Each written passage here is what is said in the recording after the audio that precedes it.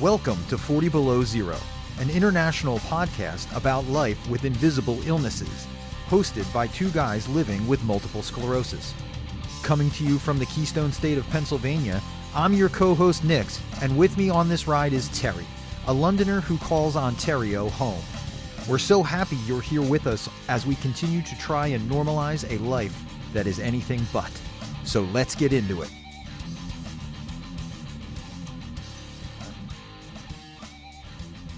Welcome back, Warriors, to another episode of your favorite podcast, 40 Below Zero. I'm joined with my very good MS Warrior brother, Terry. I figured I would switch up the intro a little because I found out I've been saying the same thing over and over and over again. It's okay. Whatever. I always depend on you to start the episode, so thanks. It doesn't You're very matter. welcome. So we're flying by the seat of our pants this week. Don't do We're that making- to me, man. We're making it up as we go. Okay, that's what it means, right? Yeah.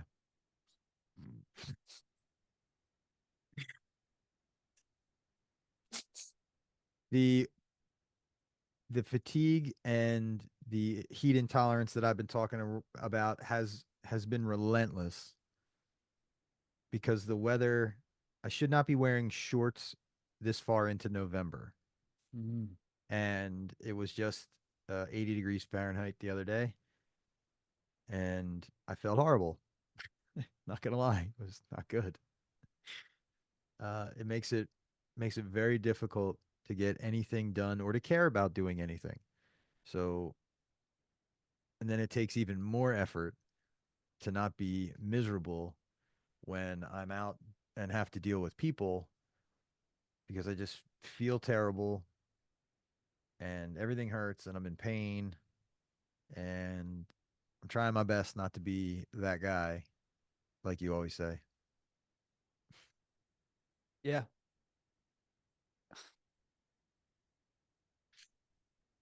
I hear So- you, man. Yeah. Dude, I have So, so much on my mind, but Dorice is here, but it doesn't matter. We'll give her a second and we'll bring her in. the struggle bus is real.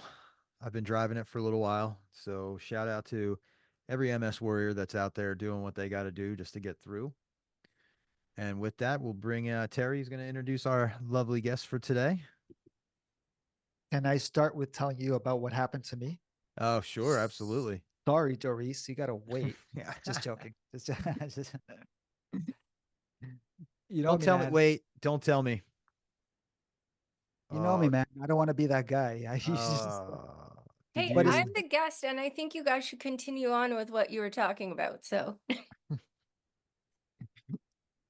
you're ruining it because I want to say, dude, when I first met her and she talked, she was saying stuff in a support group, and it was me. I was like, that's me. That was like a female version of me. She was saying stuff, and I was like, oh my God, that's exactly. So I'm like, yeah, we're gonna be friends eventually when you hear my shit too. Let me tell you my story, please. I hate being drama. I just need to get it off my chest. I went to a restaurant and it's going to be like a 5-minute story. So buckle up, sit down, buckle up, Let me grab a snack. buckle in, buckle in, Buckle. buckle up. Oh, it's buckle up. So I was at a restaurant, we're leaving, and there was, my mom came. I haven't seen my mom in a long time. She came, she's not used to seeing me in a chair, I think, because, it's new, right? I've been in a chair for whatever. So we're leaving the restaurant. Katrina and my mom, they opened the door so I can go out. And as I'm going out, there's two people standing next to the host stand and they start hesitating. And what I felt from that is, oh, we better help him. We better go to the next door and open it, because you could see they were hesitating to go in front of me to open the door. See, this is when I become the drama guy here. So they opened the door. No, they didn't open the door. I went out first and I see them like sneaking in behind me. And my pet peeve is when someone comes up my when I'm in a chair, because I'm just like, oh, who's this? Who's that? It's just a whole like anxiety feeling. So I go to the foyer. There's another door I still have to open to go out. So I go to the foyer and they're up my, so I go to the side and I say, go ahead. And then they look at me, they're like, oh, no, you go ahead. So then I did it again. I'm like, no, no, no, please go ahead. No, you go. So Mm, at this point, I'm like, ugh. And my mom's outside and Katrina's outside. I'm like, ugh. So then I go and the lip to the door, I don't fall. You're going to think I fell from there. That's not where I fell. mm, I'm shaking telling the story because how pissed off I was. So I go outside. I almost fell. I had to like hold my brake, my wheel, and nobody else could notice. It looked like I was a pro. But dude, you know how I always complain about my abs? yeah. I'm I'm holding and I'm almost about to fall, and my mom could see. So she stands in front of me to make sure I don't go off the curb. So I stop, I pick myself up, I go behind the car, and then I look at them. I'm like, did you guys see that? Dude, I was so mad Mm, because that was like 15,000 spoons just to not fall. You understand? I was so mad. I was like, yo, and then my mom was like, you should have told them to go ahead. And it made me really happy because my mom was really mad. And she was like, you should have told me. I'm like, yeah, that's my life. Everywhere I go, that's my life. yeah. So everything's okay. My mom's like, okay, I had such a great time. Bye, bye. I go to the car to transfer and I have my way. I have my way. It's a routine. I transfer, bro. My back spazzes. Mm, And it's not the spaz that knocks me down. It's the fact that when it spazzes, I can't use my arms because like my whole body stiffens up. So I transfer, I get on the edge of the seat, and it's like half my butt is on the seat, half is not. I'm going down slowly. And uh, then Katrina sees and she's like, and she runs to me and tries to pick me up, I'm like, no, no, no, nothing's happening. I need to go down. I end up going down and I'm on the floor beside the car. Embarrassing. It's in the sure. parking lot. And dude, now I'm starting to shake again because, No, I hear dude, you. it was bad, man. And my mom saw and she came. That was the first time ever that she saw I had issues. You know what I mean? And then I'm like, all pissed off. And Yeah. And all 15 that minutes got up. and Yeah. all that because I don't know if there's a term for it or not, but when everyone's trying to be nice at the same time, nobody moves ahead. It's like you go. No, you go. No, I insist. No, I insist. No, seriously. No. And it's like, oh, just somebody go.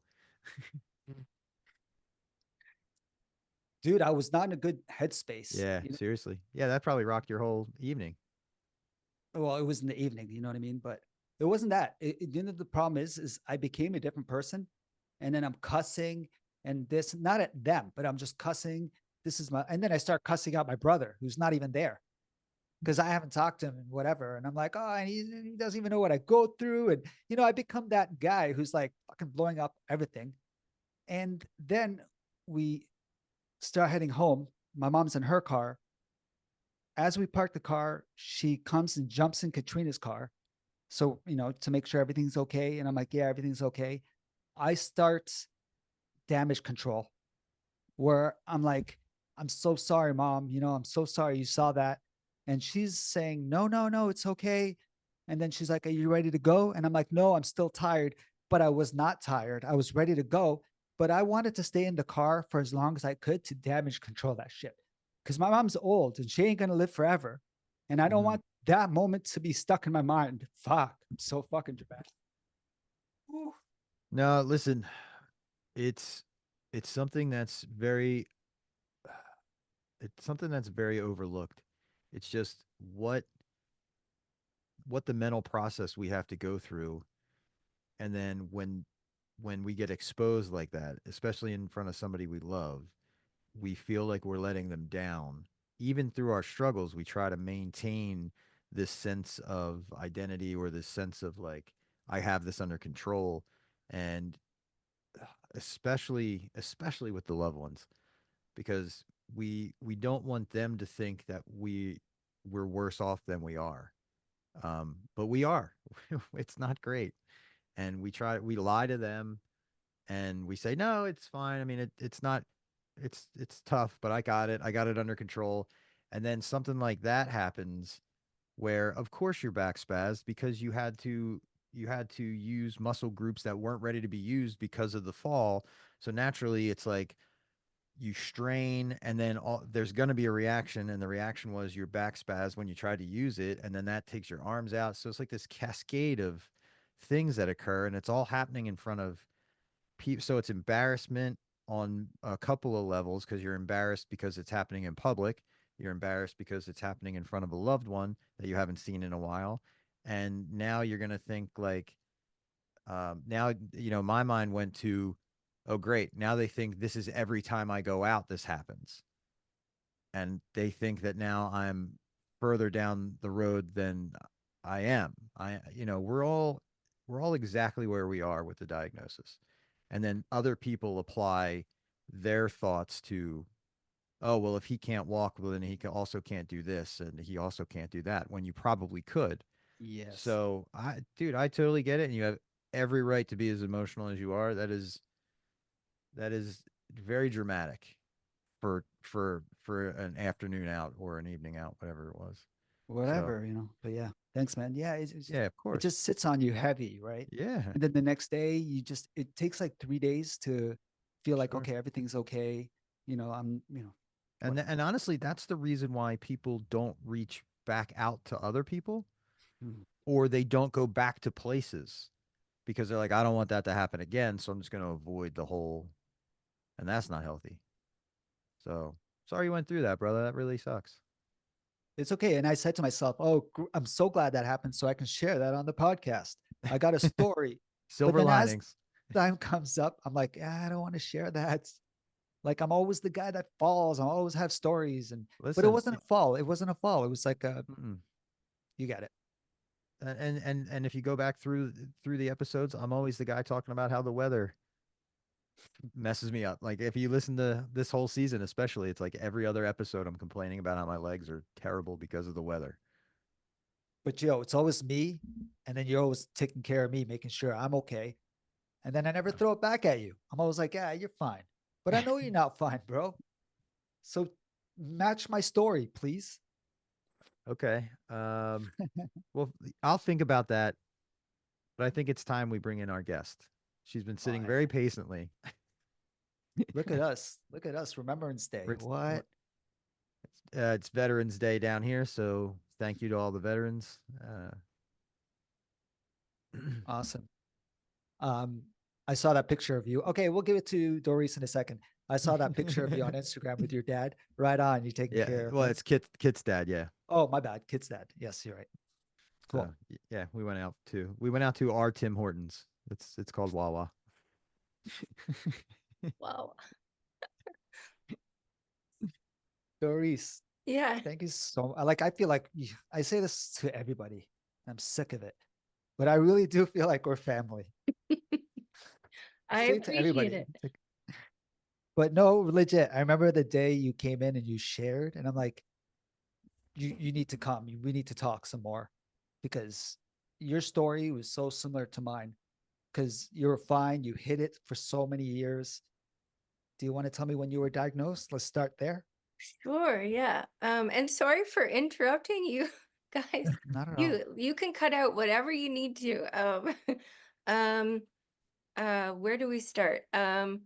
Well, in grade 7 is really when it kicked it off. I mean, now, um, the last time I was on my meds rest, I like deconstructed, like a CSI, like CSI MS, and like was deconstructing my like childhood and stuff, realizing, oh no, I've had it since childhood. But when it really, when it happened, it was in grade 7, and it was like an episode of Vertigo, and it was very much like where the whole world it shifted. Like it was like I was still, but it was like a whirl around, one of those carnival rides where like it whirls you around. So it was kind of like that in my brain, and I was like, whoa, okay, that's not normal, like that's not right, like that's not typical for my body.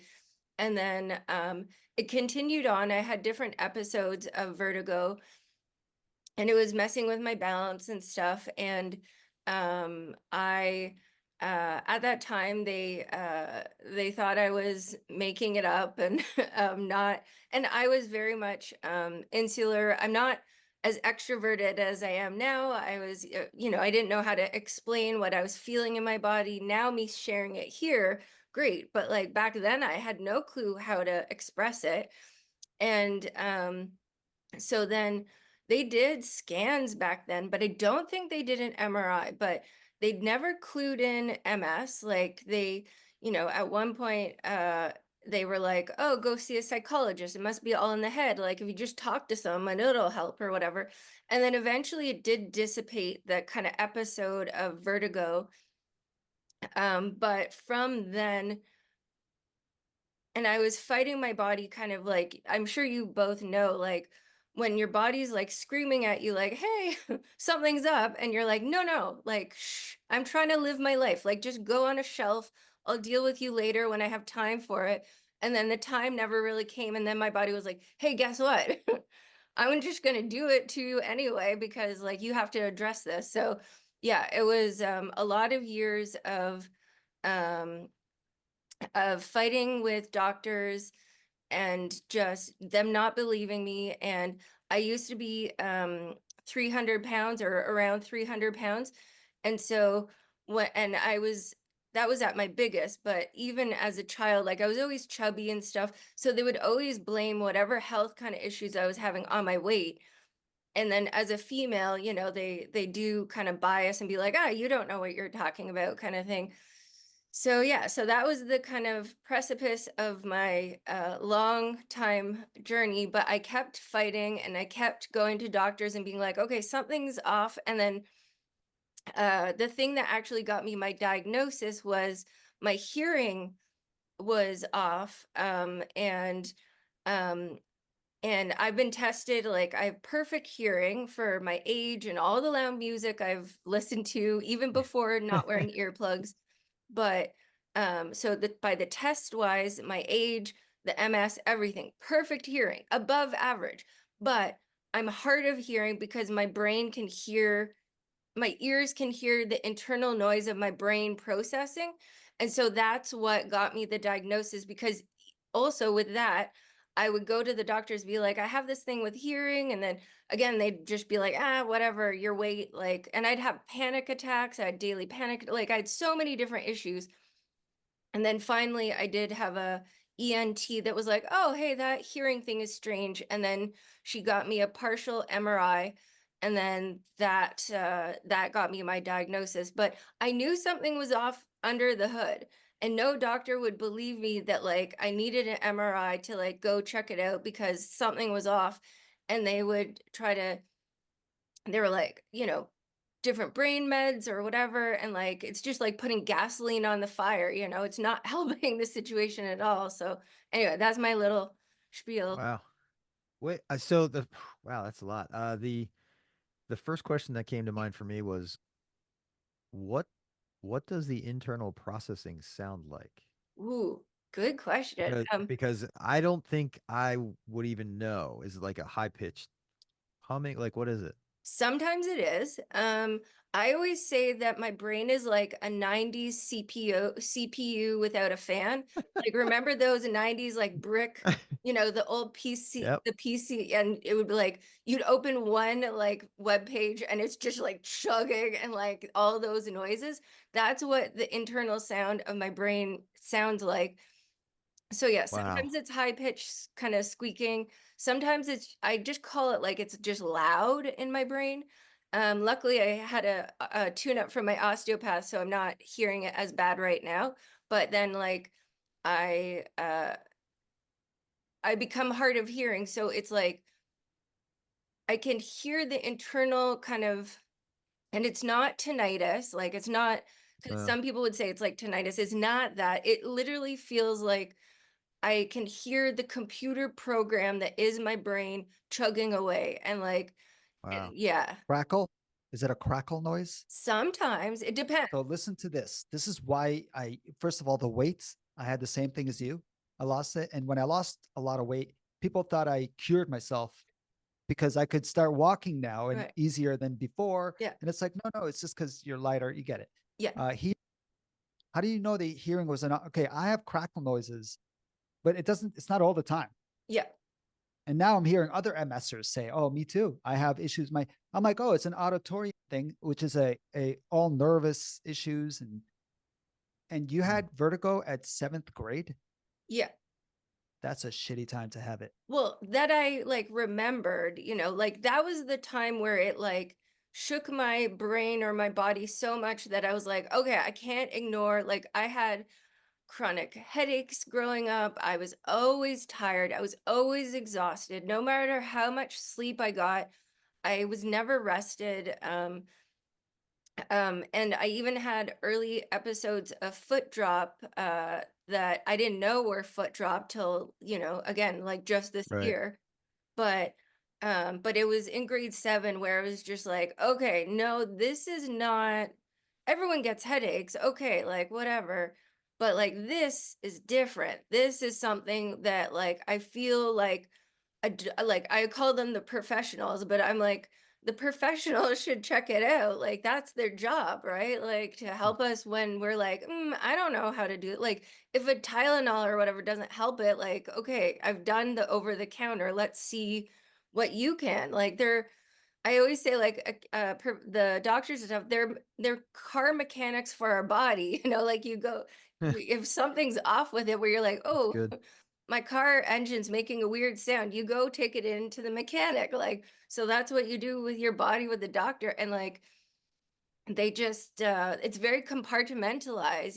It's very not like the medical model is not integrative at all. And like where no one put the pieces together, like, hey, maybe an autoimmune or whatever. Like I was losing hair at 25, like, and that's a common side effect of an autoimmune condition or hormonal kind of influences and so many different things. But yeah, the hearing thing, as I was told by my ENT at the time, that apparently it's a thinning of the bone on the ear canal or something, and then it becomes almost like an internal speaker kind of Mm. that it's picking up the reverberations or whatever. So that's what the theory is. There's no way to there's no like bone thickening of the ear medicine or anything. It's just like Yeah. something you have to deal with. Yeah. Oh, how have you not gone mad? That would drive me absolutely insane. Yeah, it is a bit frustrating, I'm not gonna lie. But and it's especially I notice it the most, and other you maybe with other folks or other MSers, but like especially when I first wake up, because I actively dream and it's like my subconscious processing all the all the junk, and when we sleep, it's our brain's time to detox and get rid of all the toxins and stuff. So my brain when I sleep is not restful because it's always the hot oven just like processing. And then when I wake up often, especially right out of a dream, it's very loud. Like it's very deafeningly loud.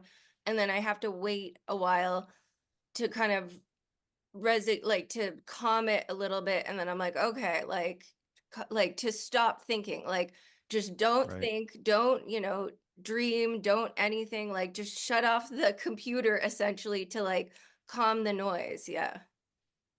Holy smokes. I want to get into that hearing thing Yeah. because I'm serious. I have that crackling happen. Yeah. And when I lower the music, it Okay. goes away. Yeah. And then when I raise it, it's fine. It's gone. As long as I don't increase the volume to that point where it Right. starts crackling. Yeah. So I never thought it was an MS thing. I thought this was before my MS. Oh, okay.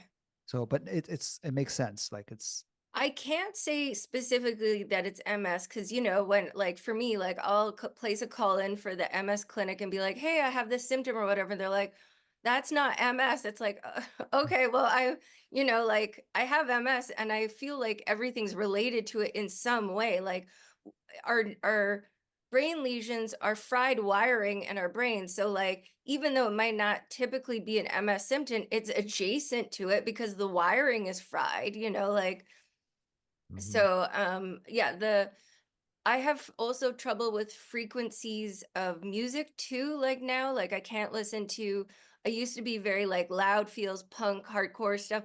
I can't do that anymore because it's just kind of like a wall of noise, and I can't do like indie like a lineup of usually, sorry, but typically dudes with like guitar or acoustic guitar, my brain can't handle it because it's like I need a bass, I need some drums, I need something else to break up that frequency of an electric guitar. Like it hits that whatever that pitch where that's where it gets crunchy. Where if I'm hitting the Wow. wrong frequency of noise, that's when it gets crunchy for me.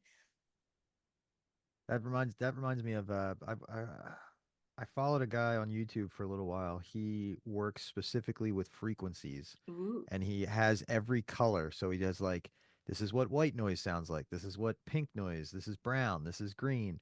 And they're all different frequencies. And the thing is, or the idea is that you're supposed to go through all of them, find which one cancels out all the noise in your head, and then that's the one you're supposed to use. Oh, that's very cool. I like that. Yeah. Okay.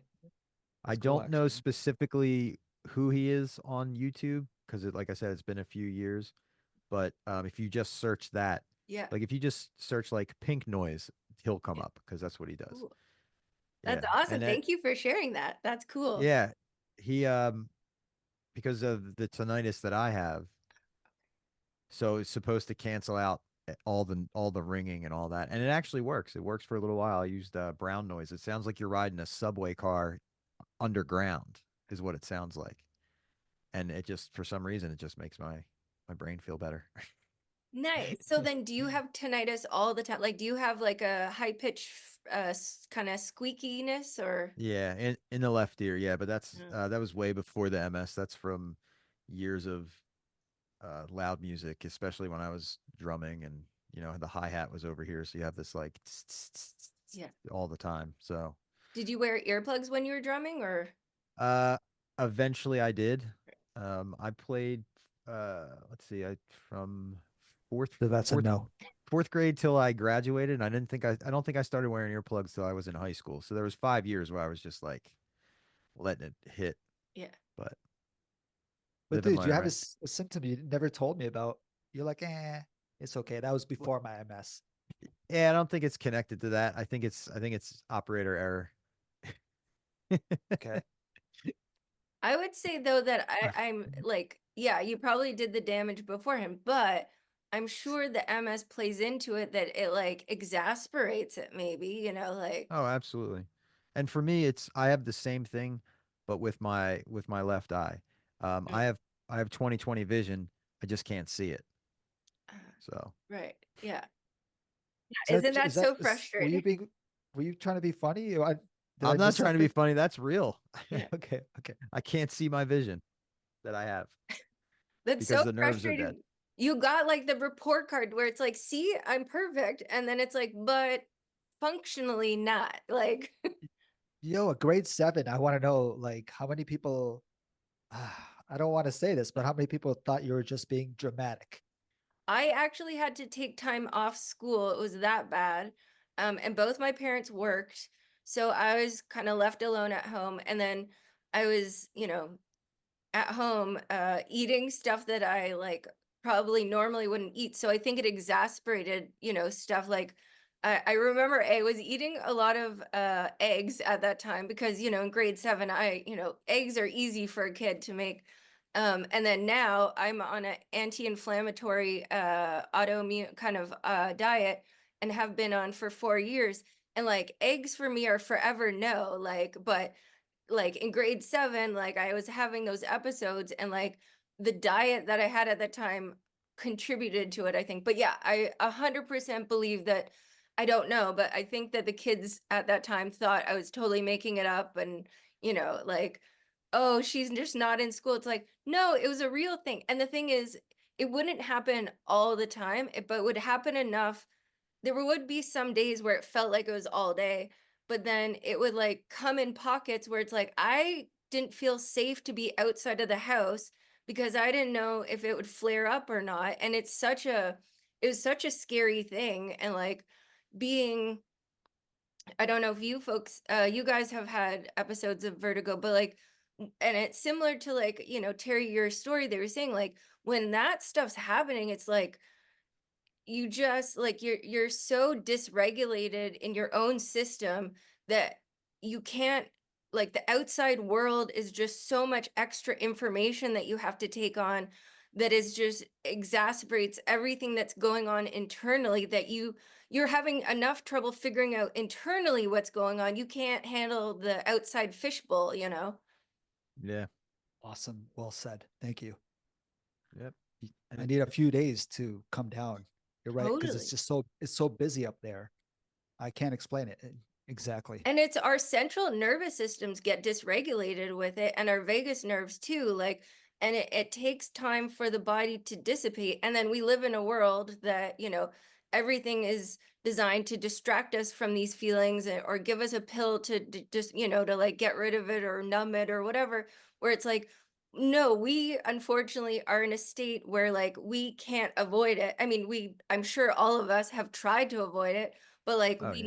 now and like proud of all of us that we're now honoring it, but like for how many years we all kind of pushed it away, and like, yeah, it's just it's hard stuff. Yeah. And then it our world, our society has there's a thing that I've seen, like that says like when animals in the wild are sick or whatever or injured, they go, away to kind of like nurture themselves and rest and recuperate or whatever. Well, we're human animals and we don't do that. We just have to keep on churning and doing that stuff. So yeah, so it totally makes sense that you like, yeah, you need to come down off of that. Yeah, like your body needs to recalibrate to whatever your homeostasis is.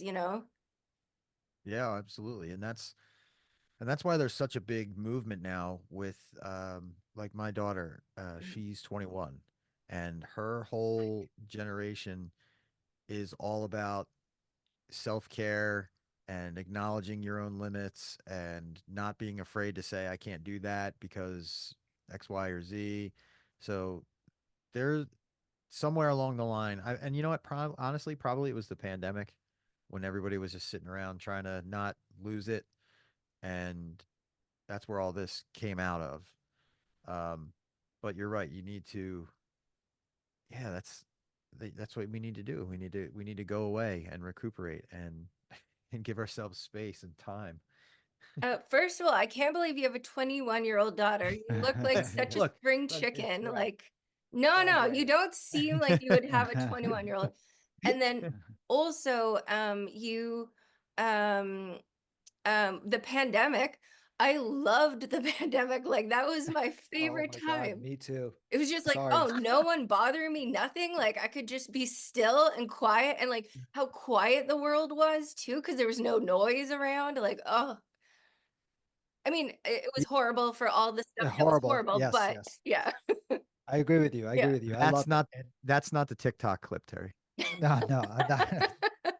I mean, it No, would but go viral, if you're like, that was my world. And this, I mean, before COVID, it was my world. It was, delivery, stay away from yeah, people. And, and then when COVID happened, all of a sudden everyone joined my world. And I was like, no, no, no, no, no. Stay away from the deliveries. That's my world. Don't be lazy. Go. yeah, yeah. You have working legs. Go do it yourself. Like, yeah, totally. Did you know what MS was when you were in seventh grade? No, I didn't know. I had when I was very young, I did have some relatives or friends of family who had relatives. So I knew of the name MS, but all I knew about it was someone who was non-responsive pretty much, and in a wheelchair user, but like really had to be caregiven and really didn't have any independence, and like, and they were also elderly, so like in my mind, I also thought it was like a elderly person disease kind of thing.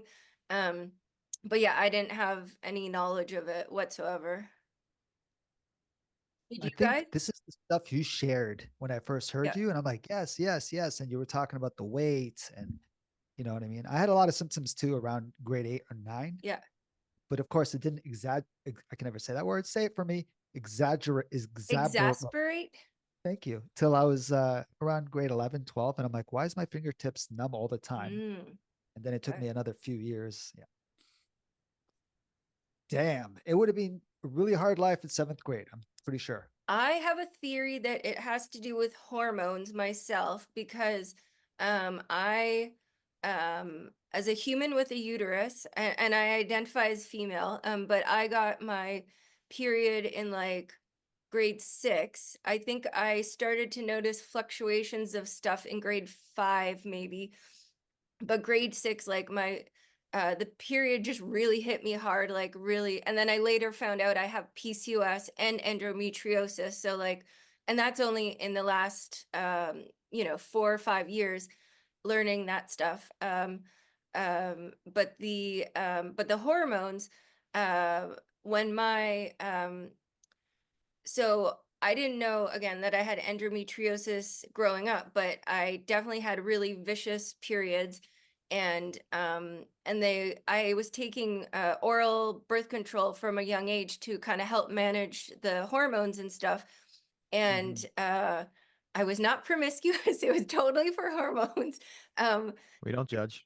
no, I just putting that out there, and then that I just want people to know that people do take birth control for hormone regulation because Sure. they're essentially hormone pills. Um, and so that kind of, I think, kept things at bay with my MS symptoms too. Like I think it also calmed it. And then in my later, like when my brain got really bad, uh and my hormones were like bouncing off the walls. Like I was getting my period like every 2 weeks or like every 11 days, which was like not typical for what it should be.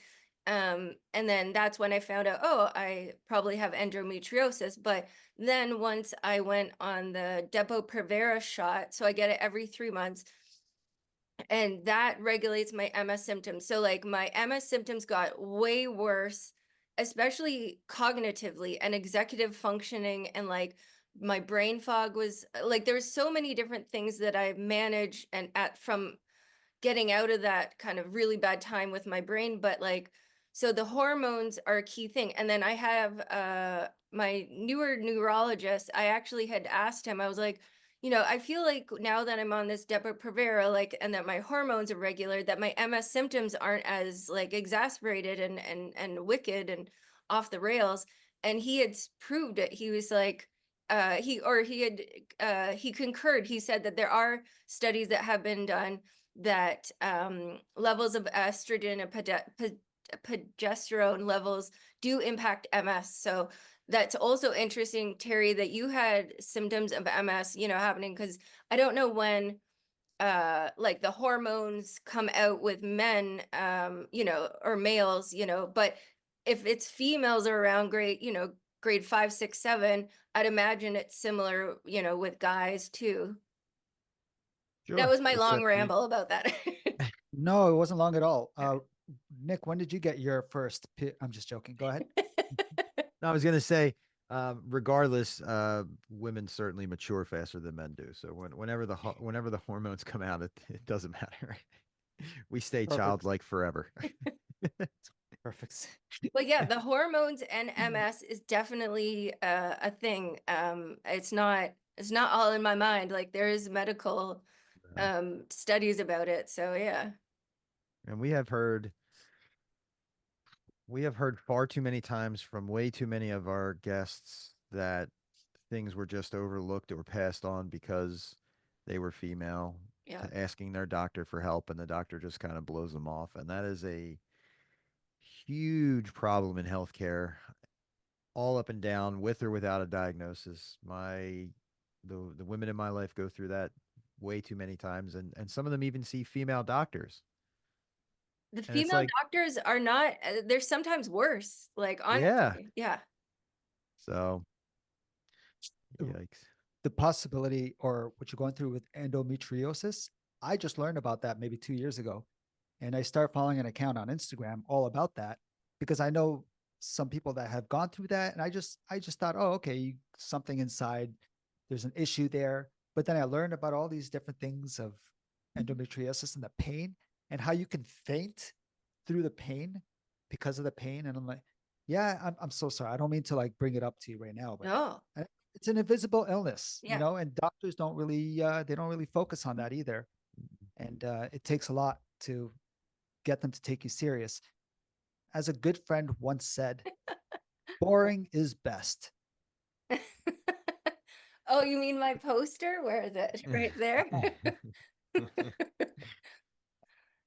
Yeah, that I saw that poster right around the same time that my GP, who poor guy, he was my new doctor, and he had to give me the news of that partial MRI that I got for my hearing from the ENT, and where I saw my brain lit up like a Christmas tree. And he was like, oh, that's, inflammation, and those white spots, they're not supposed to be there. That's inflammation, and it's an autoimmune condition, probably MS, but we'll put you in with a neurologist. Poor guy.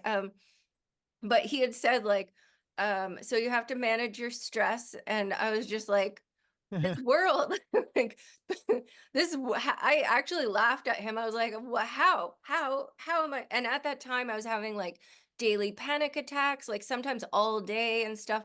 So yeah, so when I saw that poster of boring is best, I was like, I gotta get that to like remind me to calm down. Yeah, I have when on my me doctor style. told me to reduce stress, I asked him if he would pay my bills because that would reduce all the stress. True though. Yeah. Stress causes inflammation, Yes. and it's proven. Yes. It not going to sound silly. It releases some kind of chemical that causes inflammation, and yeah. Yeah. So I was my doctor very much believes that. So Sure. That's good. He's a good doc, or they're a good doctor for that. Yeah. I didn't mean to say it like that, but I meant like he was telling me, and I'm like, yeah, I believe that. And I always told people, if you break a nail, to you it might be nothing. Mhm. To the next person, it might be so devastating that they get an illness or whatever they go through, right? So we can never we can never judge, we can never shame for whatever you're going through. We have to understand, to each their own. If you're Totally. going through an extreme dramatic issue in your life, to you it's the most. I'm making sense. Guys. Totally. Totally making sense. Totally. And Absolutely making sense, brother. I Since actually, the beginning with that story, bro, my body is still going. I got You know you. what I mean? Yeah. oh Okay. yeah, because your adrenaline, the cortisol levels, the, brain chemical stuff, like it's all there's I was just watching today, do you guys know the Big Think channel on YouTube? Like, I yeah. do. And Yep. there was like I forget the name of the person, if they're neuroscientists or whatever, but they're usually come on because they've like released a book or something. And so this person was talking about stress and like different stress levels. And I'm not going to say anything more because I didn't fully pay attention, so I can't regurgitate it, but like that but there's different levels of like how your brain reacts to stress in different levels. So like when it hits the amygdala, it does certain things. When it does whatever. So it's just like what you're saying, Terry, that like to some people, like breaking a nail could be like horrific, depending where area it like hits in the brain, whereas someone being chased by a tiger, that could be, so it's yeah, there's a lot of stuff with stress and health. Yeah, Yeah. but then we live in such a stressful world. So Yeah. And that's the thing that we put on other people. Well, we say like, well, subconsciously we go, why is that person freaking out? It's not a big deal. But that's because it's not a big deal to us. yeah. We forget that there's different experiences. We forget that we have different viewpoints. We forget that we have different triggers, as Terry likes to say, or different whatever. It's just, but that's the problem. And that's, I believe, a little bit of what happens to healthcare providers when they say, that's not a big deal. That's not painful. I've gone through that. Well, you know, it might be super painful to the person. I think they also get desensitized to it, like because Mhm. you can empathize only to a certain extent, and whatever lived experiences you may have had and can kind of relate to. And but then you've say studied stuff in the books or whatever, but like when you're, and especially the nature of our healthcare system where it's a turnstile where, it's not Grey's Anatomy where it's like, aha, I'm going to figure this out. We're going to see it through to the end and all that. Like you get what, like 15 minutes sometimes, depending on the doctor. 15 Like minutes. there's not enough time to actually sit with a patient to actually delve in and figure things out. So, like they probably comparatively like, well, the person that I saw, this morning that had this, it's not as bad as your like, but physiologically on the individual, that's how it's different. How is it impacting your cortisol levels? How is it impacting your autonomic nervous system? Like, how is it, like, yeah, it just, it's such a wild ride with this stuff. And my heart goes out to them. And, even having gone through all the doors slammed in my face kind of feeling, but at the same time, like it's kind of this like lose-lose situation in a sense. Very true. Very true. And and the mere fact that we stick around to keep trying is, worthy of celebrating in and of itself. Dorsey, I want to thank you for coming to our show today and sharing your story. I know there's going to be a lot of people out there that are going to learn a lot and have very similar experiences. So Oh, I that's appreciate that it. very We're much. done already. Oh, and my name's It's Dorice, by the way. or Dorice. Oh, I said that. Terry, you got to edit that out. Here's the cut. I even said I I can't Dorsey. believe she actually corrected you. Like, Yeah. it's Dorice, buddy. I Well, can't believe that's this is so short. I have so much more I could have said. Oh my goodness. we can have you back on. It's been an Sure. hour. Terry does I his mastery with the video. I do want to say one thing. By the way, the fact that he said Doris is my fault because back I used to say Doris, and You then did. It's you in my know brain wrong. Elisa, she's like it's Doris, and I'm like, okay, all right, because Yeah, a lot of people get her name wrong, right? They yeah. go Alyssa, and she's like it's Elisa, and so she backs you up. I love So also that. So Terry, you said Doris right now, and then what did I? Nick had said was Dorisa, which I actually don't, which is closer to me. I don't mind it, but um so I Did I love Rule that. say number one Did I of say? rule number one of show hosting, Terry. We both broke it. Don't say your guest's name wrong. Oh my god, bro! You know me. I'm the number one with spelling and shit. Don't. She wrote something to me that I love. Okay, sorry. Don't what? Oh, Finish. no, I was just gonna say, don't worry, like everyone gets my name wrong, and I will say my name to people and they'll say it wrong back directly, which anyone that has a non-typical name always goes through this. So like, yeah. You wrote to me, and when I'm talking to someone and I want to say, "Hey, how you doing?" I can never say that to an MSer because I know how you're doing. So I always come up with different ways to be like, just to let you know, I'm thinking of you, which is also another dumb thing to say because it means nothing to me. But I want to always say, "Hey, I hope your day is drama free." Right? How else Mhm. am I supposed to say? I hope the day is going the way you planned. Which it probably wasn't. You wrote something, and I'm like, oh, I'm going to copy that. So I made sure, as I always do with our guests, I'm like, hey, just to give you a heads up tomorrow, and we're setting up, whatever. And you said looking forward to it, and then you wrote, hope your Sunday has been peaceful and restful, or fun, or eventful, or just happy to be existing. Wow. She threw it all in there. So it's like, yeah, happy to be existing. That's good. But yeah, I like that. Well, it has been nice talking to you both. And like I said, this went by really quickly. So yeah. I hope talking and sharing will help someone out there. So yeah. The one thing I'm can sure I will. say before you guys cut me off, not cut me off, hit cut or whatever, is just that it took me a long time to get results, and I had to learn how to advocate for myself and kind of stand up for myself and have self-confidence to talk about my own self, because when you're so scared of your own body and the symptoms and stuff going on, like it's a lot. And so whatever it is, like just keep going, keep trucking. Like eventually you'll find healthcare professionals that will listen and help you along the way. And I'm so grateful that I have found amazing healthcare team and different healthcare practitioners and different stuff. So yeah, it's just it's a long journey for some folks, and it's a hard journey, but hopefully you will make it through just like I did, because once I got the diagnosis, it was like, oh, what I have has a name. What I've been like lost in my own body, like I wasn't going crazy, like it actually was warranted, like all the like guilt I felt thinking like, am I crazy, like is this just all in my head, and everyone else is. So yeah. Do you have any MS in your family? I actually, once I got diagnosed, then I found out, oh yeah, on my dad's side that there's MS. I was like, oh well, I didn't know that. So yeah.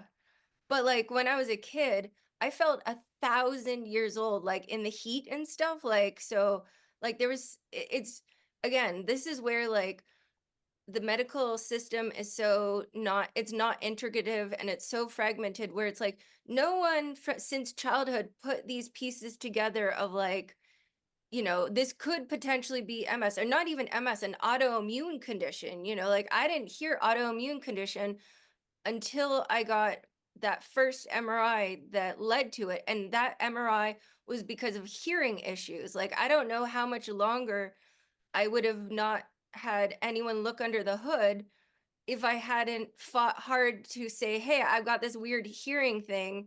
Can someone help me check that out? And so, and that was the thing that was tangible, that I could get a professional to take seriously, because I had like there was a nugget that I could utilize to follow that train of thought.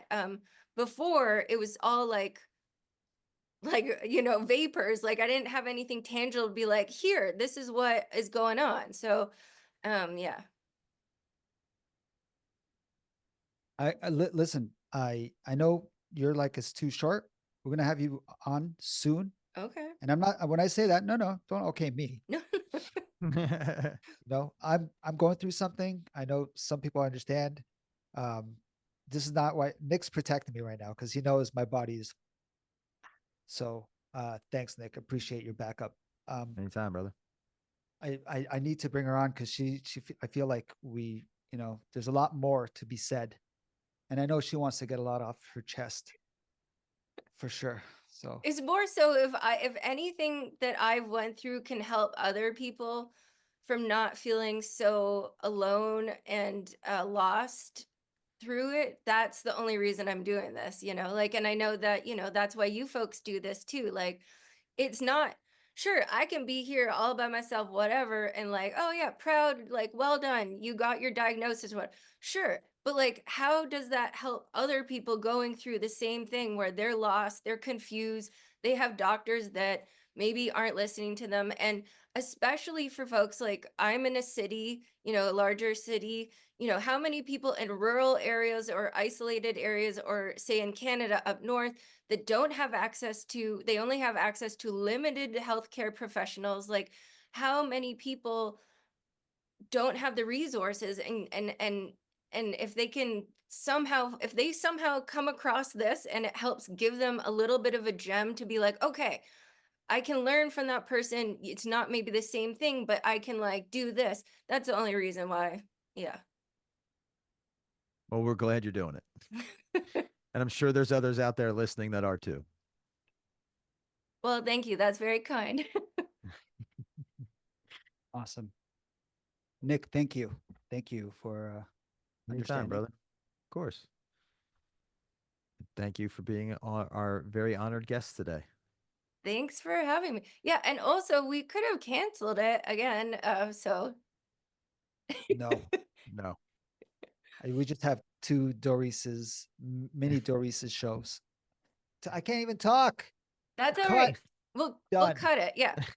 There we go. Yeah. Okay. I'll say goodbye. You two hang out. It was lovely to meet you, Nick. Lovely to meet you as And well. Terry, great as always. Good to see you, buddy. And keep on trucking, both of you. And I hope you hydrate, hydrate and nourish Thank you. yourself if you're able to. So yeah. Okay. Bye-bye. Thank you for having Yeah. me. I felt so honored. So thank you. Take care. All right, guys. Bye. Bye.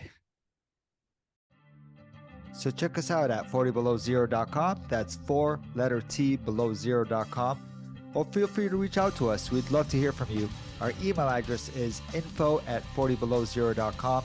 Our personal Instagram account are, for Nix, it's Nix_V713. Or for Terry, it's What's_MS. Awesome. Looking forward to hearing from you guys. We'll talk soon.